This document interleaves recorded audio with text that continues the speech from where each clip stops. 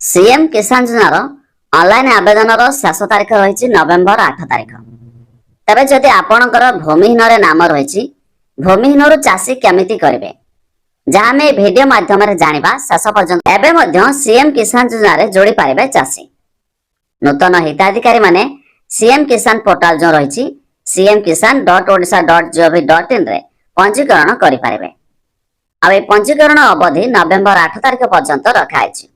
तबे योजना माध्यम चाषी भाई भौणी माने 2000 टंका लेखाए दुईटी किस्ती वार्षिक 4000 टंकार आर्थिक सहायता पाइपर बोली संसदीय व्यापार मंत्री डॉक्टर प्रकाश महालिंग सूचना देइछन्ते। एछड़ा जदि आपण भाबुथिबे भूमिहीन केमिति चाषी करबा, प्रथम तो जानि रखंतु सरकार तरफ लॉन्च कराइछि कृषक ओडिशा पोर्टाल। तबे कृषक ओडिशा पोर्टाल रे निजर आधार नंबर दे लॉगिन करेंगे।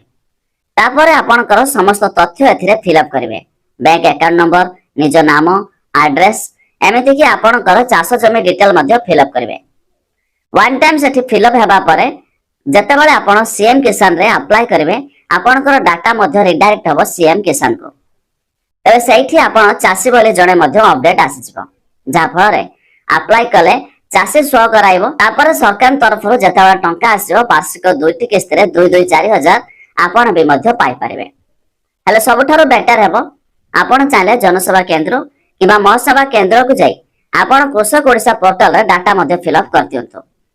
एमिति कि सीएम किसान रे रजिस्टर कर दियंतो जाको मध्य आपण सबठारो सुविधा होय पारिबो।